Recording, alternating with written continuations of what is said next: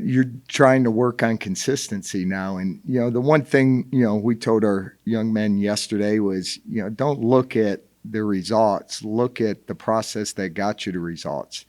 And it goes back to your preparation, goes back to how you practiced on a Monday, Tuesday, Wednesday, Thursday, Friday.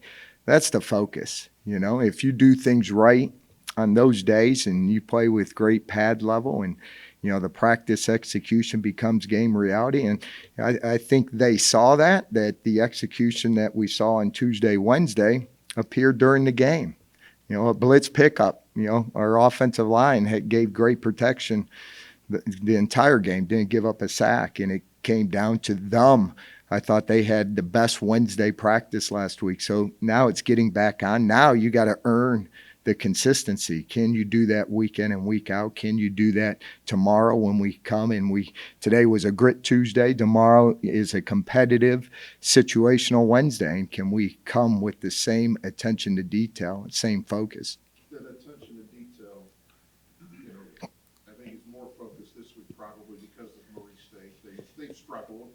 So how do you kind of instill that to your guys? They may be winless, but they're going to come here and play. We've struggled too. We had to go on the road. We needed a win to get us 1-2 in the league. So, to me, every week starts fresh. We're 0 for 0, and we're fighting, to get the win on Saturday, just like they are. And they've been close. That you go back and watch them against South Dakota State. I thought they had a great game plan. They're fundamentally sound. Coach Jody Wright, he's a smart, great coach. They play with great fundamentals. They play with great effort for 4 quarters. You watch the Illinois State game, and they make a run to close that to a 2-possession game and almost get a fumble on a kickoff that they caused. And if they got that, they're going to score there and make it a 1-possession game. So I really think, from his experience at Alabama, his experience South Carolina, his experience in the NFL, you can see it in the players that they have and how well they're playing offensively. They're over 400 yards a game offensively. They got some good running backs, a quarterback that can throw. Offensively, his passing yards mere Bo Brungard's, completions, incompletions. They got some great receivers. So, for us, every week's a new challenge. The focus got to be on us, though, right now in how we prepare, how we practice. We just got off the field from a Grit Tuesday. Please, we'll go in the film room and see, did we play with great fundamentals? Did we pay attention to the details of it? And, for us, again, working on them, earning that consistency, which we haven't done all year. But defensively, even though you guys have given up some yards, you guys have been able to get those flash plays and sacks and turnovers. Mm-hmm. How do you feel like those have kind of helped you guys, with those momentum shifting? Yeah, I think each and every game our defense has come up with stops, whether, we can go back, going in last week, earn confidence. We've earned confidence by going into a Big Ten stadium and at times playing toe-to-toe with them. Earn confidence is being down 11 at Towson and being able to win that game. Earn confidence is, we lost to South Dakota State, but shoot, there were times in that game where we were executing at full tilt. We were stopping the run. And again, it goes back to that consistency. So when you can do it, now we're going to drive you harder. We're going to coach you harder because we've seen in games we can get stops, whether it's North Dakota in the fourth quarter, fourth quarter, the South Dakota State first half. And now we just got to put it all together, and you got to be playing your best football at the end of October and November. I still don't think the Penguins have played their best football, and it's our job to make sure we're playing our best football in the next, 5 games. Just back to the focus. You're playing the team that's at the bottom.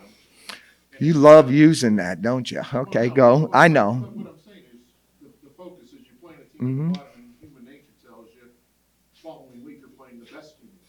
So Yeah. So how do you keep that focus for this week? I think anyone that's played in the Missouri Valley, and we got a lot of guys that have played in the Missouri Valley, top to bottom, there's not that big of a difference. Okay, you might take North Dakota State out of it or South Dakota State. Everyone else, guess what? It's so close. I'm talking inches in a football game. We have the same players. There's nothing. We're not going and buying millionaire football players that you see maybe in the Big Ten, and there's a huge discrepancy from the bottom to the top. In our league, we're playing with the same type players. So if you don't come ready to play each and every week, they're going to knock you in the face and knock you down and get a win. I don't care who you are.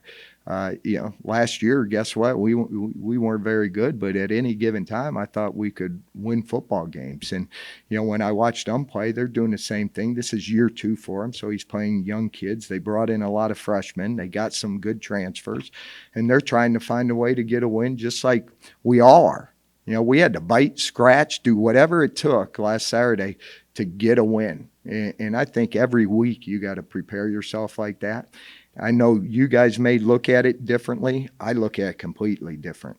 Every team, every opponent that you play is going to give you certain situations. And if you're not ready to play, if you didn't prepare, if you didn't have a great Tuesday, Wednesday, when games are won on Tuesday, Wednesday, guess what? In our league, you're not going to win on Saturday. So that's the focus more than anything. And I don't even talk about right now. We're both 0 for 0 looking to go 1-0 on Saturday. And that's what I preach to our kids. This is kind of a little bit off topic, but obviously the NCAA recently approved the new portal window recently.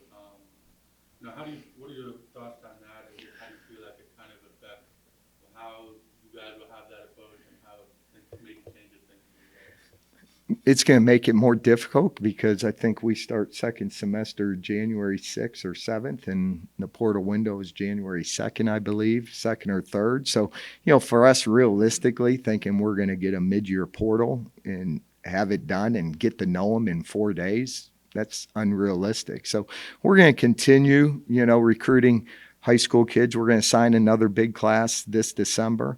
You look more so into maybe some junior college, where you can start recruiting them now. Portal-wise, the ones we would get here would probably be in May, June, of guys that didn't get picked up in January. So it makes you adjust a little bit, and you hope you don't have to live in the portal. We got to do a great job retaining the players that we do have, which we did this past year. I think that's made a huge difference this season was, being able to keep, starters here and not lose them in that spring portal. But having one is definitely love it a lot better because you at least know who you're going to have for the following fall.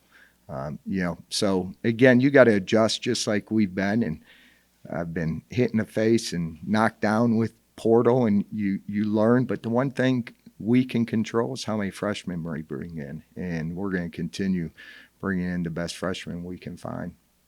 Bo had 30 carries, and I know that's way too many in your estimation. Is that just the nature of how the game is going? Yeah, you got to look at how many of those carries are off pass. Where he's going to throw it and then he sees a lane and takes off running. How many are actually designed runs? And, with Bo, he has the freedom. He drops back there. If he sees linebackers down 15, 20 yards down the field, he can easily get us 10 to 15 yards, and he has the freedom to be able to do that. So you really got to break it down. How many design runs were there? That last touchdown, that was a design quarterback run. In the red zone, guess what? Design quarterback runs to score a touchdown when we were inside the 5. Other than that, most of his big runs come probably when we go empty or we're play action pass, and he just sees a lane and he takes off and can circle the field. What do you feel like you need to see obviously the running backs have been able to have a lot of success in the pass game, and they made a couple of flash plays last week, obviously, but what do you feel like you still kind of need to see from them for them to also find success in the run game? Is it run blocking? Is it them kind of being the holes? No, I think it's, we believe in our offensive line. I thought they did a tremendous job last week. Give kudos out to them. Bo don't have the game he has if he don't have those offensive linemen and tight ends that are blocking for him and protecting for him. The running backs, sometimes you think running the ball is the only way running backs can get production. When you have a quarterback like Bo, checkdowns is really a long handoff. And we do a lot of checkdowns. And to me, that's a handoff. It might not go in stats as a rushing. But our running backs take full advantage of that, of catching that ball 5 yards from the line of scrimmage and, being able to get as much as they can. Obviously, we'd like to see where we hand the ball off and boom, we run the ball straight downhill. And I think you'll see that as our team moves into November, that ability, because I have full faith in our offensive line and our running backs that they can do it. Back home, it seems like you guys have been gone forever. I can't tell you. And you knew, and I didn't bring it up prior, but this was a stretch now, a stretch unlike 4 road games in 4 out of 5 road games. So, and that started at Michigan State, and then it went to Towson. Then you get the number 2 country for your home game, and how important that was, because home games are so big. And not getting that win. And, we probably let that linger a little bit and affected us the next week at North Dakota. So, but our guys, the one thing I was most proud of, man, they did not flinch in Normal, Illinois last week. They stuck together. I could see it at half. I could see it in the third quarter. I could see it in the fourth quarter. Our kids said at halftime, they may want to win, but we need to win. And we're going to find a way to get a win, and how important that was going on. Now we got to continue to get better as a football team, and that starts with our consistency, our fundamentals, and playing better defense, running the ball better, and our special teams, we got to make huge improvements. And I challenge our kids this week. That's the one area where we got to get a lot better, because Illinois State beat us in special teams. And again, just off topic, Doug, and I think every college coach has been asked, all these guys are getting let go in the middle of the season. Yeah, it is.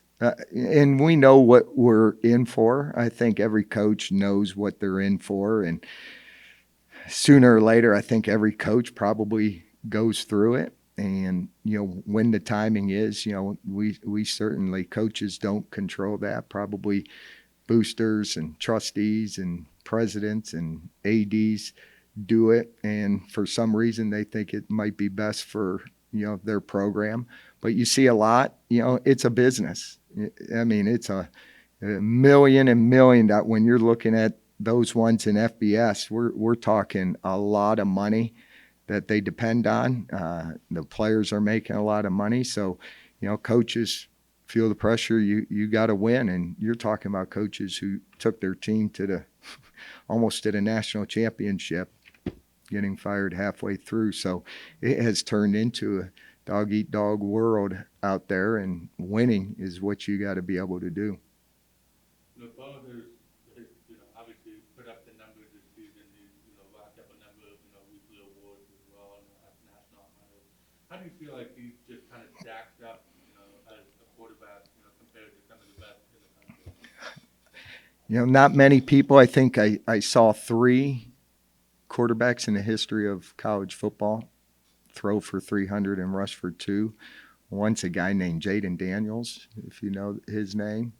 The other was Malik Cunningham, I think Louisville, and then the one at Washington, Hawaiian, Samoan name to a super. So, you don't see that often. And really, stats is not what 12. 12's preparation. 12 wants to win for the Penguins. He wants to win for this university, win for this community, and whatever it takes, that's on his mind. And stats alone, he wants to get W's, and our kids know that. So for me, I just hope, it's fun to see. I don't know how many times in life you get to see this, someone that has the opportunity to do those things week in and week out. And, not that he's going to back that up. I mean, that was an incredible football game, but this week it starts over, and we got to get prepared and go out and win another hard fought Missouri Valley Football Conference game.